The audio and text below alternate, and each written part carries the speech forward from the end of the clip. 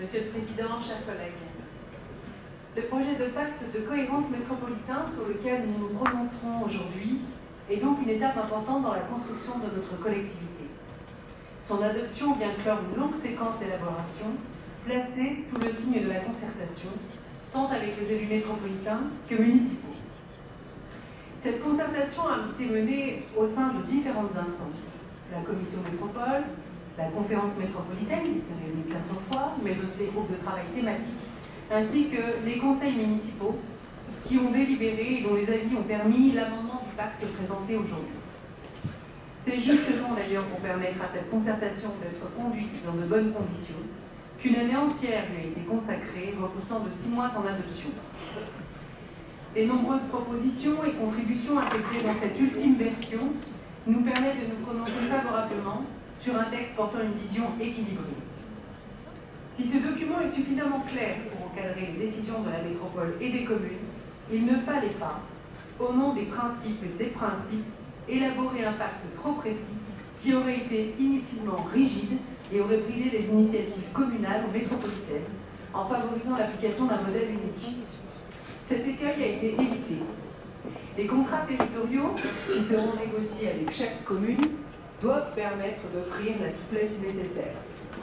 Le mécanisme de contractualisation permettra de s'adapter au cas par cas et au plus près des réalités du terrain et des contextes locaux, tout en garantissant l'égalité de tous les citoyens de la métropole dans l'accès aux services publics. Les maires pourront, dans ce cadre, librement choisir de travailler plus étroitement avec la métropole sur la base des 21 champs d'action identifiés qui seront enrichis avec le temps. La prise en compte de la diversité des territoires et du rôle de proximité des communes constitue une demande forte exprimée par les maires qui ont été entendus. Le projet de pacte va plus loin que ce qu'imposait la loi MAPTAM, puisqu'il intègre, outre les 3 propositions de délégation, 18 propositions pour faire évoluer l'exercice de certaines compétences vers une plus grande articulation qui va de la coordination des actions métropolitaines avec les services communaux à la mise en commun de moyens jusqu'aux mutualisations éventuelles de services. Un autre motif de satisfaction pour notre groupe réside dans le fait que les 21 propositions concernent des sujets très concrets relevant de l'ensemble des politiques publiques métropolitaines. Ces choix se sont dégagés des attentes des communes à travers notamment les questionnaires qui leur ont été adressés et les conclusions des groupes thématiques. Le besoin d'une meilleure articulation de l'action publique était clairement mis en évidence. À titre d'exemple, la proposition 8 qui concerne la nouvelle politique insertion de la métropole prévoit un exercice articulé de ses compétences pour la mobilisation conjointe des entreprises par la métropole et les communes. Très concrètement, il est proposé de mettre en place une démarche territorialisée plus lisible en direction des entreprises pour les accompagner en matière de recrutement et d'accompagnement des personnes en insertion. Elle sera d'ailleurs animée par un interlocuteur privilégié et facilement identifiable, chargé de liaison entreprise. Mais aussi dans le champ de l'action sociale au sens large, qui est à la fois une compétence nouvelle pour la métropole et recouvre des missions assurées historiquement par les communes.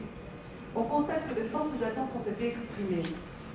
Un exercice articulé des compétences est ainsi proposé pour l'accueil, la formation, l'orientation de la demande sociale, par la création et la gestion dans la commune d'un dispositif d'accueil généraliste.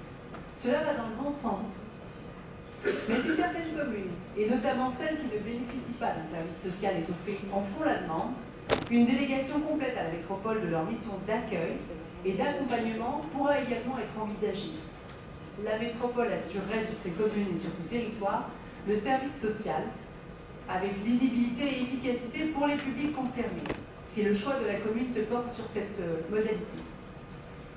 On peut également citer en termes d'exemple le champ de l'éducation, avec un objectif, dans le cadre de cet exercice articulé des compétences, l'objectif de favoriser des rapprochements et des synergies entre les écoles et les collèges.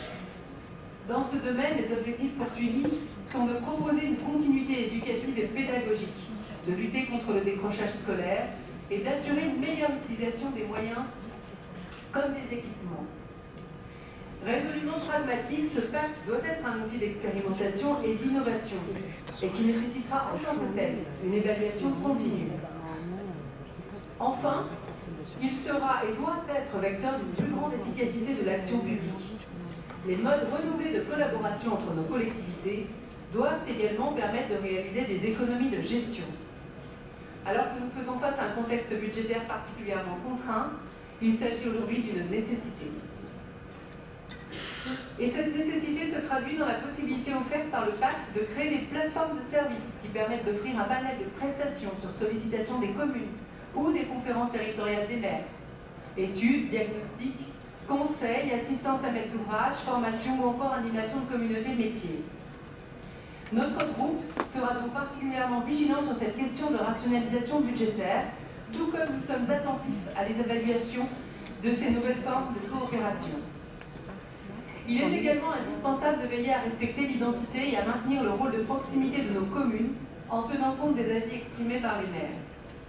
Nous souhaitons par ailleurs qu'un bilan sur ce pacte puisse être établi avant l'échéance de 2020 par l'insertion d'une clause de revoyure à 3 ans afin d'apprécier les évolutions éventuelles à intégrer pour la prochaine mandature.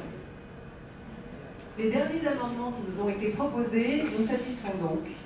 Le principe du respect de l'identité des communes, précisé dans les valeurs fondatrices, la garantie d'une réponse formalisée et systématique du président aux demandes des maires, afin de permettre un dialogue permanent avec la métropole et les communes, ou encore la capacité pour les CTM d'être force de proposition.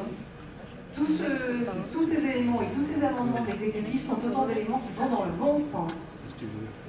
Cela dit, n'oublions pas que le pacte de cohérence métropolitain ne constitue qu'un cadre de collaboration entre la métropole et ses communes membres.